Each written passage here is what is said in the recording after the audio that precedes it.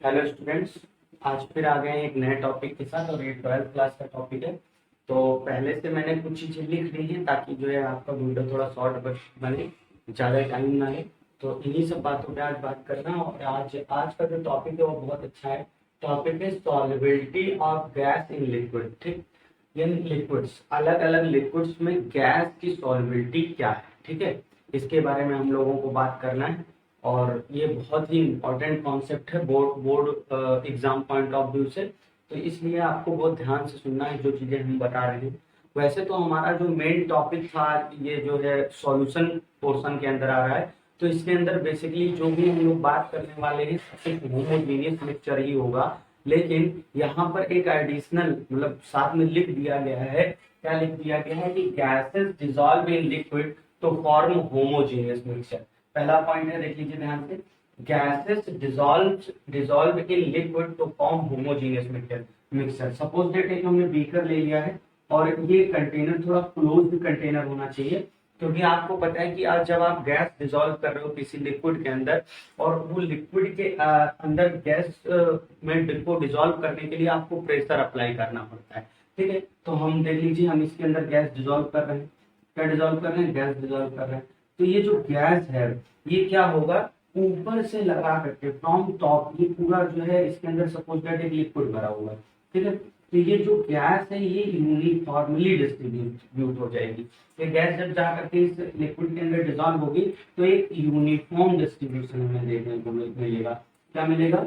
Uniform distribution distribution distribution of gaseous molecules.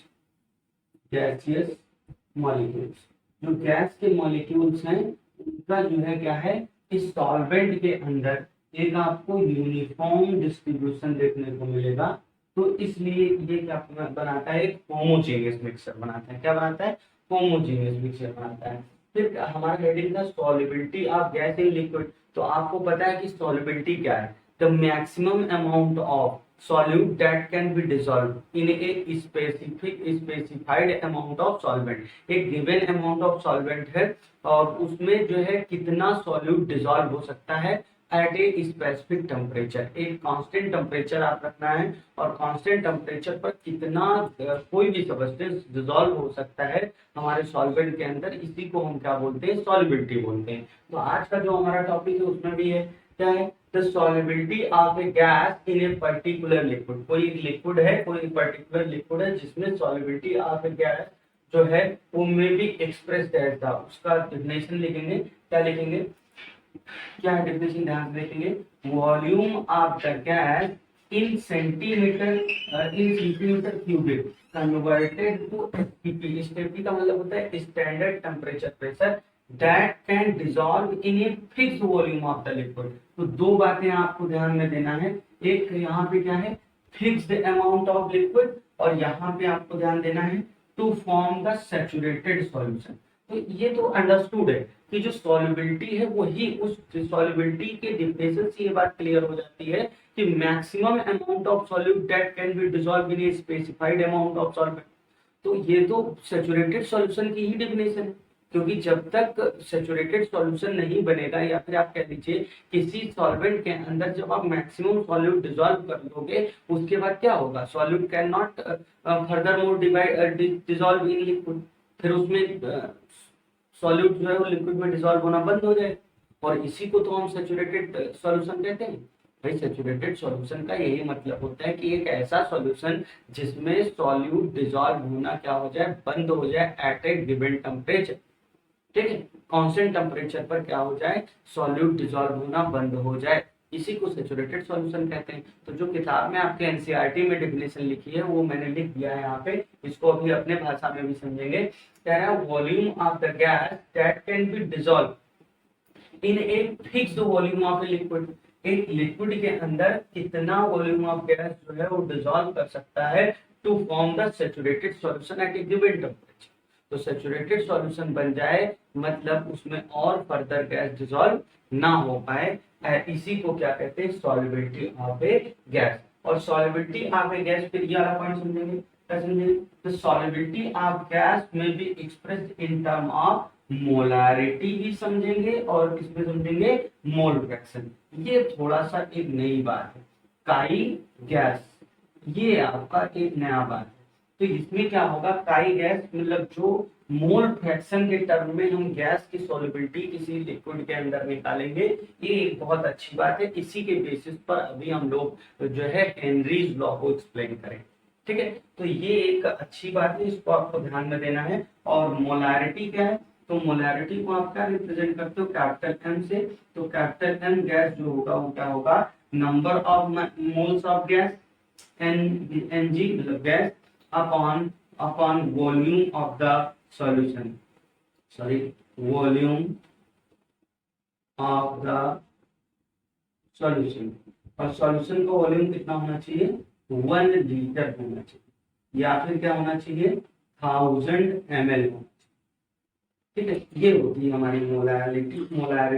Molarity तो pre defined है, पहले से पता है, पहले से हम लोग पिछले लेक्चर से पढ़ के आ चुके हैं, मोल फ्रैक्शन भी पढ़ के आ चुके हैं। लेकिन यहाँ पर ये वाला जो मोल फ्रैक्शन टर्म है, मोल फ्रैक्शन के बेसिस पे जब आप सॉल्युबिलिटी ऑफ गैस एक्सप्लेन करोगे, वो ऑटोमेटिक आपके board point of view, board exam point of view से इंपॉर्टेंट हो जाता है, क्योंकि इसी के अंदर, इसी के रेफरेंस से, इसी के हेल्प से हम लोग क्या पढ़ने वाले हैं? हेनरीज लॉ पढ़ने वाले हैं। ठीक है, तो चलिए थोड़ा सा एग्जांपल्स के साथ और बात कर लेते हैं। इसको मैं इरेज करता हूँ, तो आप लोग थोड़ा सा कुछ चीजें अगर नहीं समझ में आई होंगी तो इसको आप देख लीजिएगा, नोट डाउन कर लीजिएगा वीडियो को रिपीट करके। तो हमने क्या कह दिया? हमने कह दिया कि कोई एक हमने कंटेनर ले लिया है और इस कंटेनर का एक कोई गिवन अमाउंट ऑफ वॉल्यूम है। ठीक है, इसका कुछ अमाउंट है, मान लीजिए इसका 100 ml है, सॉरी 1000 ml है। 1000 ml को ही हम क्या बोलते हैं? 1 लीटर मानते हैं। तो इसमें क्या है? गैस को हम डिजोल्व कर रहे हैं। क्या कर रहे हैं? गैस को डिजोल्व कर रहे हैं। ठीक, अब ये गैस की मैक्सिमम क्वांटिटी जब इस लिक्विड में डिसॉल्व हो जाएगा तो हमारा सॉल्यूशन कैसा हो जाएगा? हमारा कैसा सॉल्यूशन हो जाएगा? सैचुरेटेड सॉल्यूशन हो जाएगा। क्या हो जाएगा? Saturated solution. एक बार आपका सॉल्यूशन सैचुरेट हो जाए, it means that there will not be further more gas can be dissolve in the liquid. अब लिक्विड के अंदर जो भी गिवन लिक्विड है, इसके अंदर अब गैस नहीं डिसॉल्व हो सकती, क्योंकि हमारा सॉल्यूशन कैसा हो गया है? सैचुरेटेड सॉल्यूशन हो गया है। अब देखिए यहाँ पे एक पुरानी बात उठा लेते हैं जो पुराने लेक्चर्स में हम लोगों ने पढ़ा है। ठीक है, यहाँ पर क्या है? यहाँ पर भी हम लोग पढ़ेंगे कि फैक्टर्स अफेक्टिंग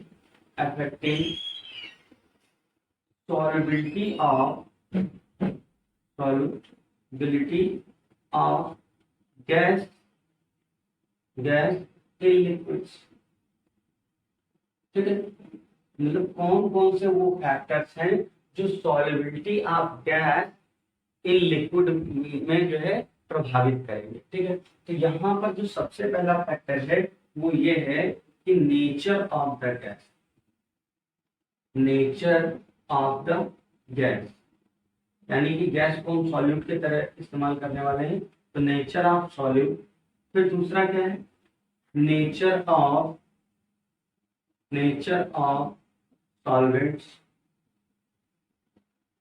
कोई भी लिक्विड हो सकता है। फिर क्या है? प्रेशर। ठीक है, प्रेशर से पहले थोड़ा टेम्परेचर। ठीक है, क्योंकि प्रेशर में ही हम लोग हेनरीज लॉ पढ़ने वाले हैं, टेम्परेचर। और last one is that pressure. ठीक, तो देखिए सबसे पहला है nature of solute and solvent. Suppose that आप वाटर ले लो। ठीक है, तो वाटर के अंदर आप देखोगे कुछ गैसेस हैं जो बहुत कम मात्रा में डिजॉल्व होती है।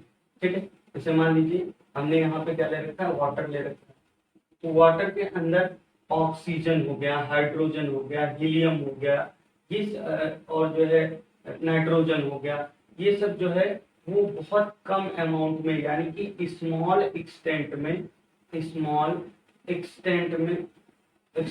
डिजॉल्व होते हैं। ठीक है, डिजॉल्व इन वाटर, ये सारी गैसेस जो है वो क्या होती है? कम मात्रा में हमारे किसी भी लिक्विड के अंदर या वाटर के अंदर डिजॉल्व होती है। ठीक है, ठीक। तो यहाँ पर एक मैं क्वेश्चन हमेशा समझाता हूँ बच्चों को, वो मैं आपको भी बता रहा हूँ, ध्यान से देखना। जैसे मान लीजिए ये कोई हमारी एक नेचुरल बॉडी है, वाटर बॉडी है, ठीक है। क्या सपोज दैट ये हमारी कोई नेचुरल वाटर बॉडी है। ये क्या हो सकता है, रिवर हो सकता है, रिवर हो सकता है, तालाब पॉन्ड हो सकता है, ठीक है। और ये कोई समुद्र भी हो सकता है, कोई भी एक्वेटिक, तो इसे हम मान सकते हैं लेक हो सकता है, सी हो सकता है, ठीक, समुद्र हो सकता है। ये कोई एक नेचुरल वाटर बॉडी मान लीजिए, ठीक है। तो अब आपको एक बात समझना है कि जो गैस होती है वो किसी भी लिक्विड में तब डिसॉल्व होती है जब हम ऊपर से प्रेशर लगाते हैं, ठीक है। अब मान लीजिए इस, चाहे ये रिवर हो, चाहे ये तालाब हो, और चाहे ये झील हो, और चाहे ये समुद्र हो, इसमें कुछ वाटर एक्वाटिक एनिमल्स रहेंगे, ठीक। सपोज दैट फिश मान लेते, क्या मान लेता हूँ, फिश। तो ये जो मछलियां, ये पानी है, ठीक है। और पानी में इनको ऑक्सीजन जो है वो कहाँ से मिलेगी। तो आप, बहुत बच्चा बोल देता है कि सर पानी का फॉर्मूला H2O होता है, और इस H2O का जो ये वो है, वो क्या है, ऑक्सीजन है। यही ऑक्सीजन मछलियां जो है वो ले लेती हैं, जबकि ये बात नहीं है। अगर आपसे कभी भी ये क्वेश्चन पूछा जाए which oxygen is used by the fishes या aquatic animals for their respiration, for their breathing, तो आपका आंसर होना चाहिए डिसॉल्व्ड ऑक्सीजन। कौन सी ऑक्सीजन, डिसॉल्व्ड ऑक्सीजन। अब क्वेश्चन है कि ऑक्सीजन जो है वो डिसॉल्व कैसे हुई, जबकि हमें पता है कि without pressure no gas can be dissolve. अगर वो रिएक्टिव नहीं है, रिएक्टिव है तो अलग बात है, और रिएक्टिव भी तो भी तो हमें प्रेशर के साथ वो जो है लिक्विड के अंदर गैस डालनी पड़ेगी, तो प्रेशर तो अप्लाई करना ही पड़ेगा। तो यह बात हमें पता है कि until and unless a gas can not be dissolve in a liquid we will not apply a pressure. जब तक हम प्रेशर उस पर अप्लाई नहीं करेंगे तब तक वो जो है गैस कोई भी डिसॉल्व नहीं होगी। अब ये डिसॉल्व ऑक्सीजन वाटर बॉडी के अंदर अगर आ रही है तो कैसे आ रही है, तो आपका आंसर होगा कि एक हम लोग एटमॉस्फेरिक प्रेशर, यूनिवर्सल प्रेशर जो हर एक वाटर बॉडी पे लगता है, उसी को हम क्या बोलते हैं, एटमॉस्फेरिक प्रेशर। क्या बोलते हैं, एटमॉस्फेरिक प्रेशर। ये एटमॉस्फेरिक प्रेशर की वजह से जो आपके एटमॉस्फेयर में ऑक्सीजन गैस है वो जाकर के पानी में डिसॉल्व हो जाती है, और वही डिसॉल्व्ड ऑक्सीजन हमारी जो फिशेस होती हैं, यानी कि मछलियां या फिर कोई भी ऐसा एक्वाटिक एनिमल जो है गिल्स के हेल्प से जो है अपनी ब्रीदिंग करता है, वो उसी डिसॉल्व ऑक्सीजन को यूटिलाइज करता है। तो फैक्टर्स अफेक्टिंग में हम लोग पढ़ रहे थे, और सबसे पहले हम लोगों ने पढ़ा नेचर ऑफ द सॉल्यूट। तो आपको पहले से पता है कि पोलर डिसॉल्व क्या है, पोलर डिसॉल्व, पोलर, पोलर में पोलर मिलता है, जिसको आप ऐसे कह सकते हो लाइक डिसॉल्व लाइक, ठीक। इसको रेस कर देते हैं, ये कॉन्सेप्ट आप लोगों का क्लियर हो गया होगा। मैंने आपको यहाँ पे एक बात बता दी है कि जो फिशेस होती हैं वो जो ऑक्सीजन लेती हैं गिल्स के द्वारा, वो कौन सी ऑक्सीजन होती है, डिसॉल्व्ड ऑक्सीजन होती है। कभी गलती से ये मत बोल देना कि सर H2O का फॉर्मूला जो है वाटर का फॉर्मूला H2O होता है, उसमें ऑक्सीजन प्रेजेंट है, वो वाली ऑक्सीजन यूटिलाइज करती है। आप ये बताइए कि डिसॉल्व्ड ऑक्सीजन जो होती है वो यूटिलाइज करती है। तो हम लोग पढ़ चुके हैं कि पोलर डिसॉल्व, पोलर यानी कि लाइट डिसॉल्व लाइट। फिर हम लोग पढ़ चुके हैं non polar dissolve non polar,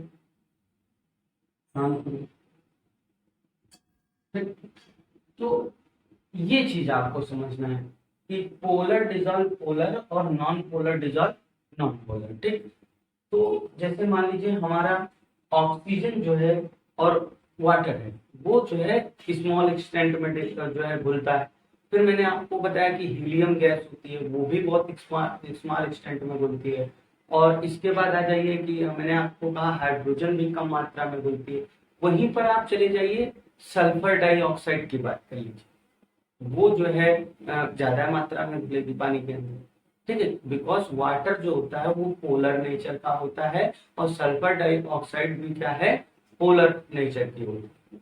तो बहुत सारी ऐसी गैसेस हैं जिनका मैं नाम आपको बता देता हूँ। अमोनिया हो गया, सल्फर डाइऑक्साइड हो गया और हाइड्रोजन क्लोराइड, ये सब गैसेस जो हैं, ये जैसे अमोनिया गैस होती है, अमोनिया गैस, फिर ये पानी में NH3 से होती है, ये पानी में अच्छे से डिजोल्व हो जाती है। फिर मैंने आपको क्या बताया, सल्फर डाइऑक्साइड हो गया, ये पानी में अच्छे से घुलती है। फिर मैंने आपको क्या बताया, हाइड्रोजन क्लोराइड, इसका फॉर्मूला होता है SO2। और फिर मैंने बताया हाइड्रोजन क्लोराइड, ये भी गैस अच्छे अमाउंट में HCl बनता है, ये जो है अच्छे अमाउंट में पानी के अंदर घुलती है, बिकॉज बोथ है आपका पोलर नेचर, दोनों का नेचर कैसा होता है, पोलर होता है, तो वो आसानी से एक दूसरे के अंदर इंटरमिक्स हो जाती है। एक और चीज है, कभी कभी क्या होता है, गैसेस कुछ ऐसी भी होती है जो रिएक्टिव इन नेचर होती है और सॉल्वेंट भी रिएक्टिव, तो भी एक कंडीशन है ना कि वो दोनों चीज क्या होनी चाहिए, पोलर होनी चाहिए, तो भी वो रिएक्शन करके भी डिजॉल्व हो जाती है, उसके अंदर घुल जाती है, रिएक्शन कर लेती है, ठीक है। तो ये भी एक कॉन्सेप्ट है जो भी हम लोग आगे चलकर डिस्कस करेंगे, लेकिन अभी के लिए इतना समझिए। तो नेचर ऑफ सॉल्यूट और सॉल्वेंट क्या आप बोलेंगे कि जो है, अगर पोलर हमारा सॉल्यूट है तो सॉल्वेंट भी हमारा कैसा होना चाहिए, हमारा सॉल्वेंट भी पोलर ही होना चाहिए। अगर आपका सॉल्यूट कैसा है, नॉन पोलर है, तो आपका सॉल्वेंट भी कैसा होना चाहिए, नॉन पोलर होना चाहिए। तो हमारा चाहे वो गैस हो चाहे वो लिक्विड हो, वो आसानी से घुल जाएगी। फिर हम बात करते हैं, नेक्स्ट टॉपिक है टेम्परेचर, ठीक है। तो सीधी सीधी बात कर लेते हैं कि जो टेम्परेचर होता है तो वो क्या करता है, सॉल्युबिलिटी ऑफ द गैस को घटा देता है। फिर सीधी बात कर लेते हैं, मीन्स अगर आप किसी लिक्विड के अंदर गैस को डिसॉल्व कर दिए हो, मान लीजिए एक हमने एक लिक्विड ले लिया है और इस लिक्विड के अंदर हमारा गैस जो है वो पहले से डिसॉल्व है, ठीक, और आप क्या कर रहे हो, इसको नीचे से हीट कर दे रहे हो, क्या करते रहे हो, नीचे से हीट कर दे रहे हो, तो जो डिसॉल्व ऑक्सीजन है उसकी तो बॉइलिंग पॉइंट, जो भी गैस है उसकी बॉइलिंग पॉइंट तो कम है, तो वो क्या करेगी, वो तुरंत इससे बाहर आ जाएगी। अगर ये कंटेनर ओपन हुआ तो ऊज आउट इनटू द एटमॉस्फेयर, ये एटमॉस्फेयर में चली जाएगी, और अगर कंटेनर क्लोज हुआ तो उस लिक्विड से निकल करके इस वाले जो ओपन एरिया होगा, जो खाली एरिया होगा, वहां चला जाएगा, मतलब इसमें डिसॉल्व नहीं रह जाएगा। तो हम सीधी बात करते हैं कि जब आप टेम्परेचर इंक्रीज करोगे, टेम्परेचर जब इंक्रीज करोगे, टेम्परेचर इंक्रीज, तो ये इंक्रीज का सिंबल होता है, टेम्परेचर बढ़ाओगे तो क्या होगा, सॉल्युबिलिटी सॉल्युबिलिटी ऑफ गैस जो है, गैस जो है वो क्या हो जाएगी, घट जाएगी। यहाँ से एक बहुत बढ़िया एप्लीकेशन क्वेश्चन बनता है, ध्यान से सुनेंगे, कि जो फिशेस होती हैं, मछलियां जो होती हैं, fish fish more comfortable comfortable table in, पहला option A summer, option B winter. कह रहा है पानी के अंदर जब मछलियां होती हैं तो वो गर्मी में ज्यादा अच्छा महसूस करती हैं कि ठंडी में ज्यादा अच्छा महसूस करती हैं। तो अभी आपने देखा कि टेम्परेचर बढ़ने से सॉल्युबिलिटी ऑफ गैस जो होती है वो घट जाती है, और थोड़ी देर पहले मैंने अभी इसी लेक्चर में आपको बताया कि जो फिशेस होती हैं वो डिसॉल्व्ड ऑक्सीजन को यूटिलाइज करती है। अब ऑक्सीजन डिसॉल्व कैसे हुई, तो आप बोलते हैं due to because of atmospheric pressure, atmospheric pressure की वजह से गैस डिसॉल्व हो गई।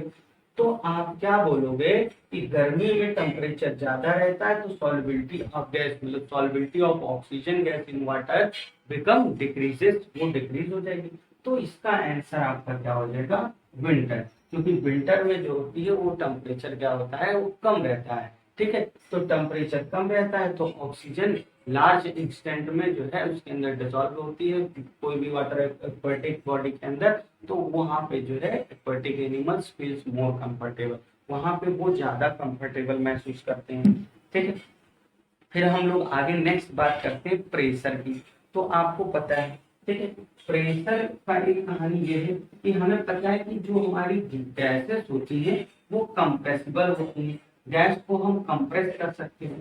तो अगर गैसेस हमारी कंप्रेसिबल हैं तो प्रेशर बढ़ाओगे तो लिक्विड के अंदर डिसॉल्व हो जाएंगी। ठीक है। तो हम यहाँ पे सीधी बात करेंगे कि if you increase the pressure, अगर आप प्रेशर बढ़ाओगे, लिख लेते हैं पूरा प्रेशर, ठीक है, प्रेशर लिख लेते हैं। अगर आप प्रेशर बढ़ाओगे तो जो सॉल्युबिलिटी है, सॉल्युबिलिटी ऑफ गैस जो है वो भी क्या हो जाएगी, गैसेस जो है वो भी क्या हो जाएगी, इंक्रीज कर जाएगी।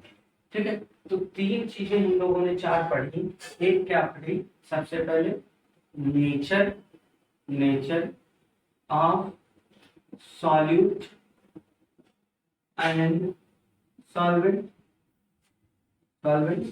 तो यहाँ पे हमने क्या देखा, अगर सॉल्यूट पोलर है तो सॉल्वेंट भी कैसा होना चाहिए, पोलर होना चाहिए। अगर सॉल्यूट कैसा है, नॉन पोलर है, तो सॉल्वेंट भी कैसा होना चाहिए, नॉन पोलर होना चाहिए। ये पहला पॉइंट पढ़ा। फिर हमने पढ़ा कि टेम्परेचर जो होता है, टेम्परेचर इंक्रीज करने पर, टेम्परेचर इंक्रीजेस द